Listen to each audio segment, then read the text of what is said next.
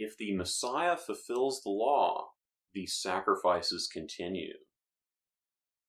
When we consider the notion of the Messiah, he is typically understood as the foremost king of Israel. Alongside that, he is expected to fulfill the law, to follow the law according to what it says and to accomplish what it says. So if he is to be the king and he is to follow the law, then it would make sense he would fulfill the laws required of the king. These are described in Deuteronomy 17. We see in verse 18 the reference to what the king is going to do when he sits on the throne over his kingdom.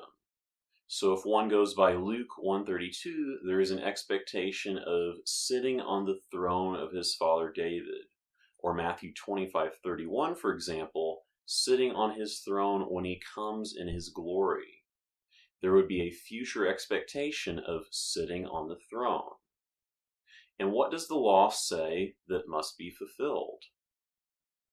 And it shall be as he sits on the throne of his kingdom, and he shall write for himself a copy of this Torah on the scroll from before the priests, the Levites.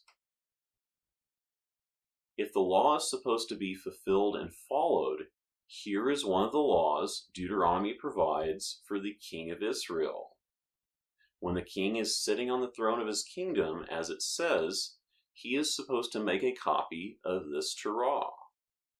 In order to make a copy of the Torah from the scroll from before the priests, the Levites, there must be a scroll that is before the Levitical priests, which means there must be a Levitical priesthood. There must be a Levitical priesthood at the time the kingdom is established and the king is sitting on the throne. Otherwise, fulfilling this law would not be possible.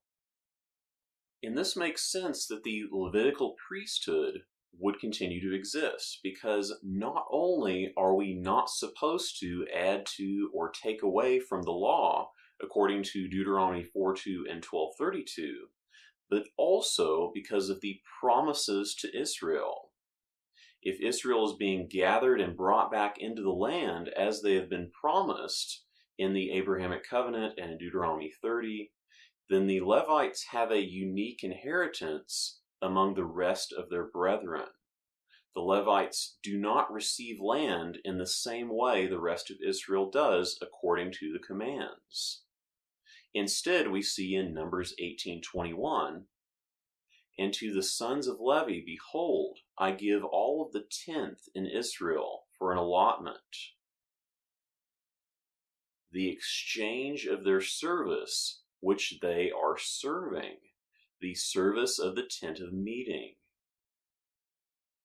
If Israel is receiving their allotment as they were promised would take place, that means the Levites would receive their allotment also. Their allotment, the tenth or the tithe, is the exchange for their service which they are serving, the service of the tent of meeting. If they are serving, this means it would be ongoing. That means the tent of meeting would be present, and all of the commands required to be done at the tent of meeting would also be done, since we are not adding to or taking away from the law.